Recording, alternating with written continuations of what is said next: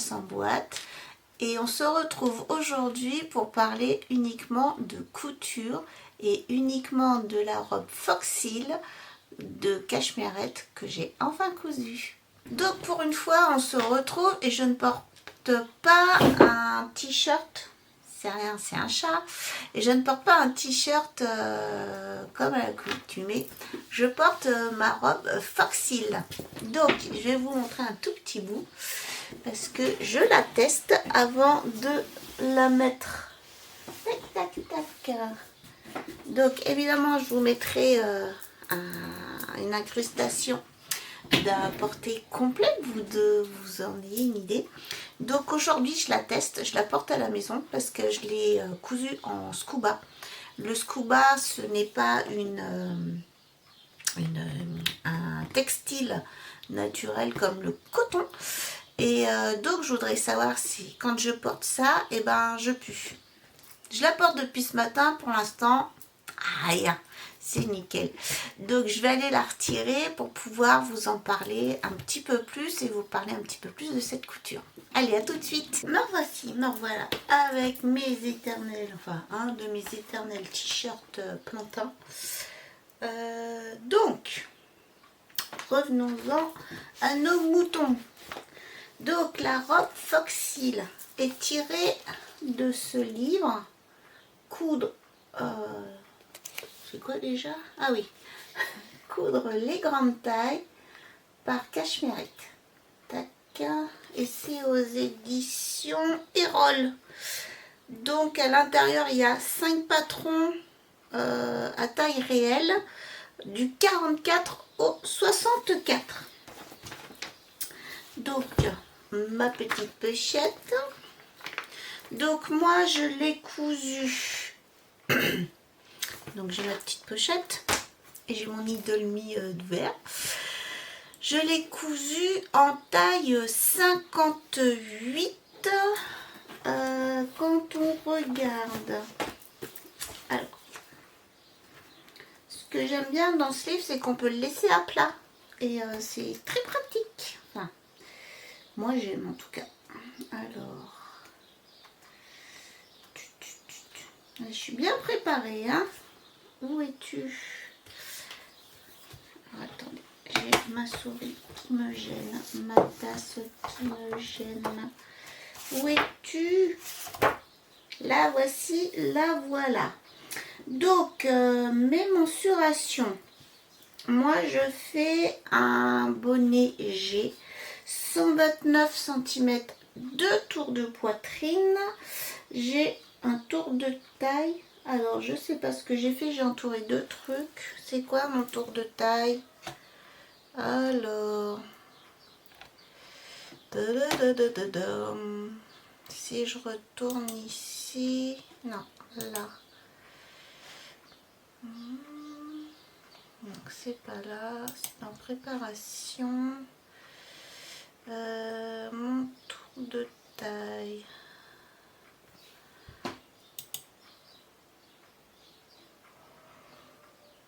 « 114 ».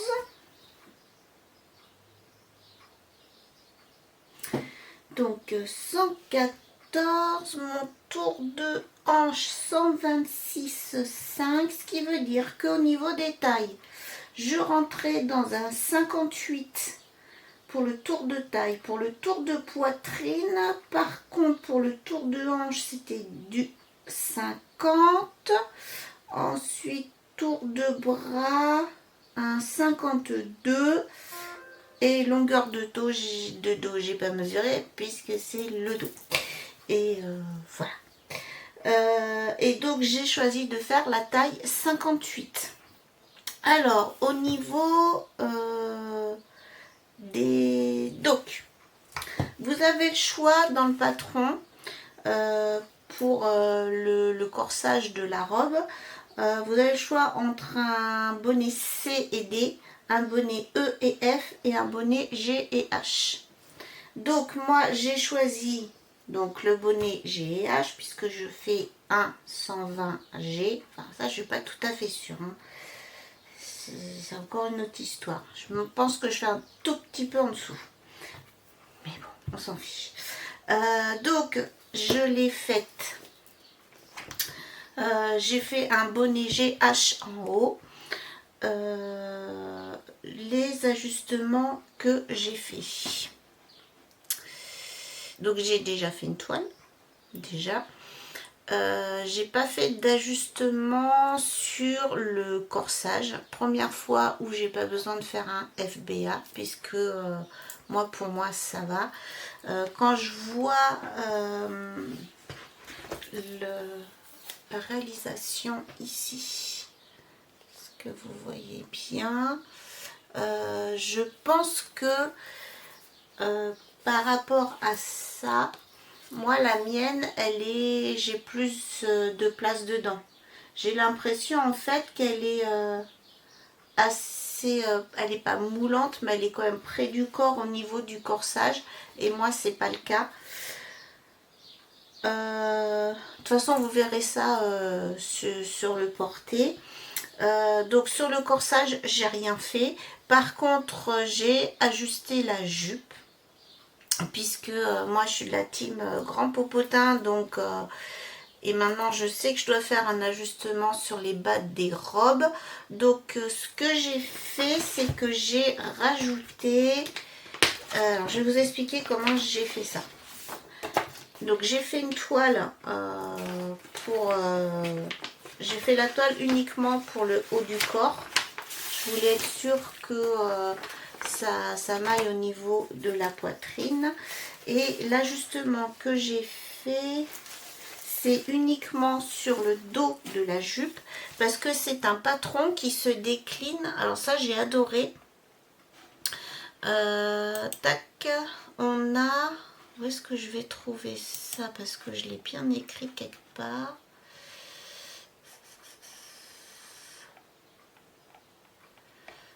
C'est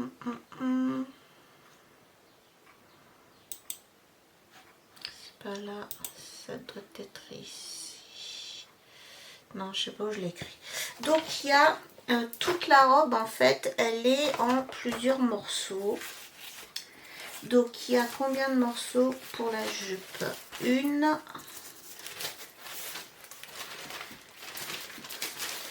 donc ça c'est la jupe côté dos. Alors on a une jupe côté dos, on a une jupe côté devant, on a la jupe milieu dos. Donc c'est sur celui-ci que j'ai fait un ajustement. Et on a la jupe milieu devant. Sur le milieu devant, j'ai rien fait. Au niveau donc du corsage, donc évidemment il y a une parmenture. Donc elle est en deux morceaux.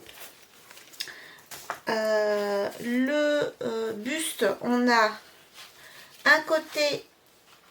un buste côté devant, un buste côté dos,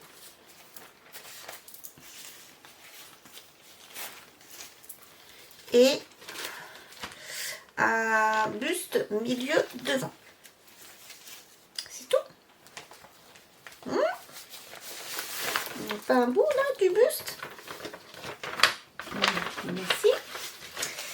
Le voilà, le voilà. Je trouvais ça un peu bizarre. Hop. Donc une manche évidemment. Et un buste milieu devant. Oui, parce que cette robe, en fait, elle a une coupe princesse. Et en fait, toutes les parties que vous voyez, ça, c'est en deux parties. Là, du coup, on a une partie, une partie, une partie, une partie. Et la même chose de l'autre côté. Ah ben, là. Là, c'est une partie, une partie, une partie, une partie, une partie, une partie. Sans compter les manches, ce qui fait qu'on se retrouve jamais à devoir couper des grands morceaux dans le tissu. J'ai trouvé ça bien, très bien. J'ai pas eu besoin de tout modifier l'étape dans mon atelier pour couper mes pièces. Donc mon ajustement que j'ai fait, donc je l'ai fait uniquement sur la jupe milieu dos. Donc normalement,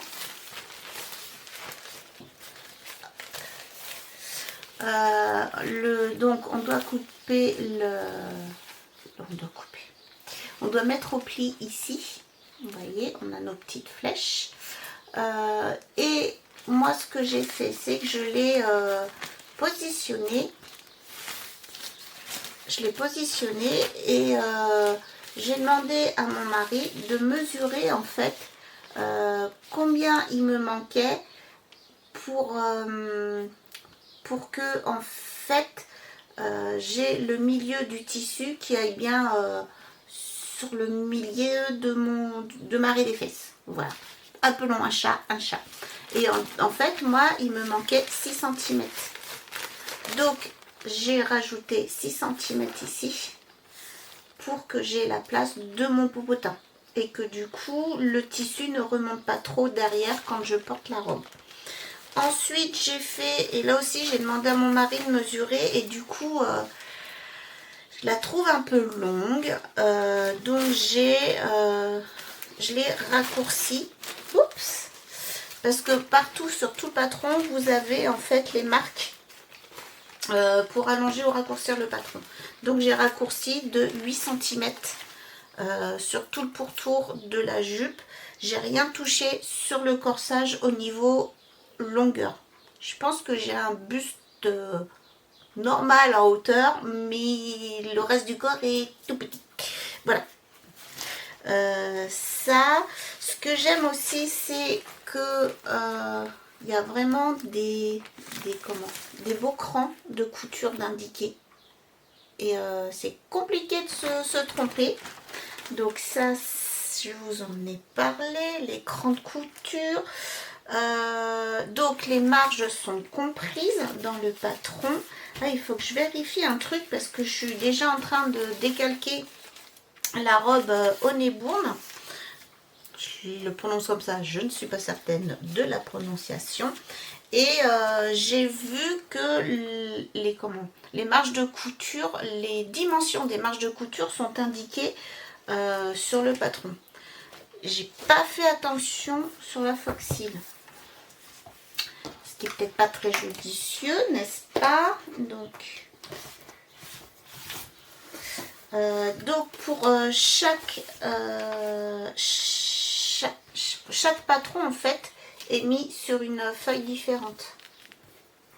Vous avez le foxile, ici le pantalon, ici c'est le débardeur. Tac.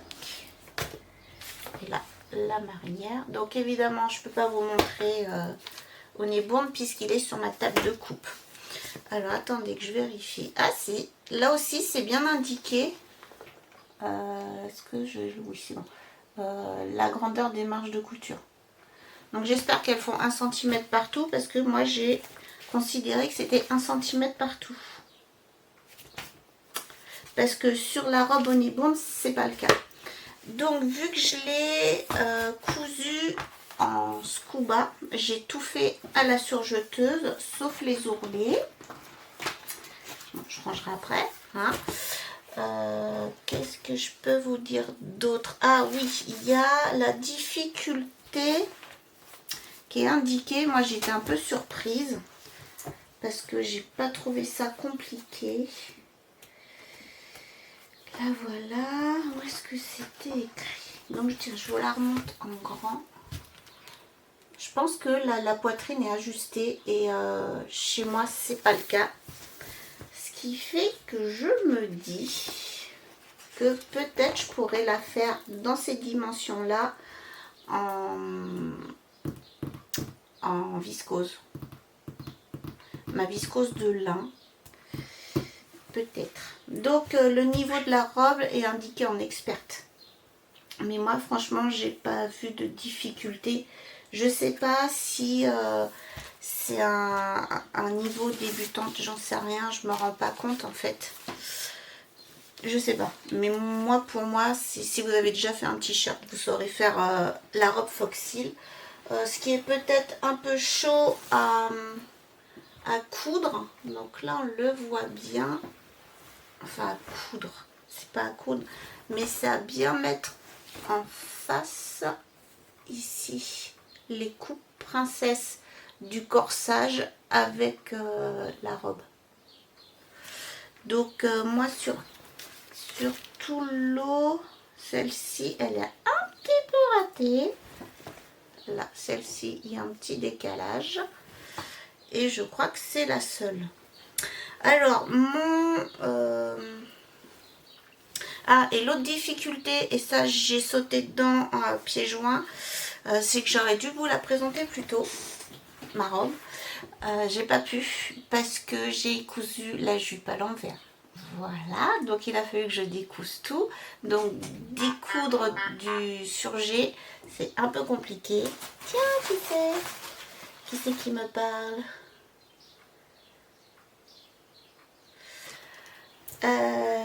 Donc découdre du surjet, c'est compliqué, n'est-ce pas? C'est compliqué. C'est pas compliqué, c'est long, c'est très très long. Donc, pourtant ce que j'avais fait, c'est que j'avais écrit, je m'en doutais que j'allais me tromper, donc j'avais vraiment écrit dos sur le dos de la jupe, mais ça n'a pas raté, hein, je me suis trompée. Et je m'en suis aperçue lors de mon deuxième essayage, quand j'ai vu que sur le devant, j'avais un pli. Je me suis dit, mais pourquoi j'ai un pli devant? Je ne comprenais pas en fait. Parce que mon pli devant correspondait à l'ajustement que j'ai fait au dos. Voilà. Donc, comment j'ai... Parce que vu que je rajoute 6 cm au pli, c'est bien au pli. C'est bien au pli. Est-ce que du coup, ça me fait 12 cm de plus? Logiquement, ça me fait 12 cm de plus. Hein. Ouais, c'est ça. Donc, évidemment que je ne peux pas étirer mon jersey de 12 cm pour absorber ce surplus de tissu. Alors, ce que j'ai fait, c'est que, on va le voir ici, j'ai fait des petits plis. J'ai plissé juste... Vous ne le voyez pas. C'est dommage, je ne vous montre pas le bon endroit. Ah, je suis perdue. Ça y est, c'est là. Hop, est-ce que vous allez voir mes petits plis? Voilà, j'ai fait des petits plis ici qui, à l'origine, ne sont pas sur la robe. Mais peu importe, moi je trouve ça fait joli, ça donne un petit style. Et puis bon, il faut bien que je rentre mon popotin dans la robe. Ça, ce que j'aime aussi, c'est que on coud, en fait, la parmenture, elle est cousue dans les coutures d'épaule. Une fois qu'on a relié sa parmenture, etc., pour la fixer, donc on fait déjà une sous-piqûre. Alors, en sachant que moi, les sous-piqûres, quand j'ai fait sur les parmentures, je sais pas pourquoi ça pique quand même. Là, celle-ci, apparemment, ça pique pas, grâce aussi à la surpiqûre que l'on fait dans cette couture d'épaule. Voilà. Après, moi, personnellement, je trouve pas qu'il y ait une grande difficulté. Comment je fais pour avoir quasiment tout le temps le bon pli ici, enfin le bon pli, que ça se rejoigne bien sur toutes les jonctions? Eh bien, ce que je fais,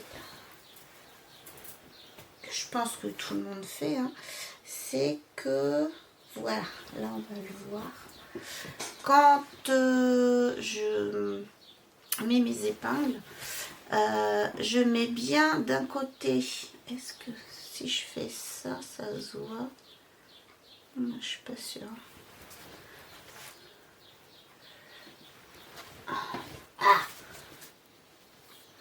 Je mets ma surpiqûre, mon surjet de ce côté-là et l'autre de celui-là, et je m'assure bien que j'ai bien le trait en fait l'un en face de l'autre. Je sais pas si j'ai été claire, mais Là, comment je fais? Ah ah, j'ai pas rentré mon fil. Et ben écoutez, après c'est tout. C'est tout ce que j'ai à vous dire. Mais du coup, rien que de faire une robe sans avoir de FBA à faire, parce que ça c'est quand même compliqué. Parce que faire juste l'ajustement de la jupe, en sachant que c'est ma méthode à moi, je suis pas certaine que c'est très académique. Mais voilà, hein, je fais comme bon me semble. Et ben je trouve pas que la robe est compliquée à faire. Puisque déjà c'est du jersey, donc tout à la surjeteuse, c'est super rapide. J'ai acheté un jersey épais, enfin un peu plus épais qu'un t-shirt chez Clafoutis. J'attends ma commande, elle s'est un peu perdue, donc j'attends. Pour pouvoir en refaire une autre, du coup, ben, en jersey. Mais vraiment, vu qu'elle n'est pas ajustée, je pense que je vais la tenter sur le tissu que j'avais prévu. Et je me suis rendu compte après que c'était pas du tissu extensible et que donc ça allait pas le faire. Et en fait, je me dis que ça doit pouvoir le faire. Puisque moi, à aucun moment, en fait, le tissu est tendu. Voilà, donc j'espère que mes explications sur ma première cousette cachemérette vous aura plu. N'hésitez pas à me poser des questions auxquelles j'ai pas pensé à répondre. Donc je vous rappelle que c'est tiré du livre Coudre les grandes tailles de cachemérette et que j'ai encore 2-3 patrons sur les 5, peut-être même les 5, je sais pas. J'ai envie de coudre. Voilà. Allez, à bientôt, je retourne à mes cousettes.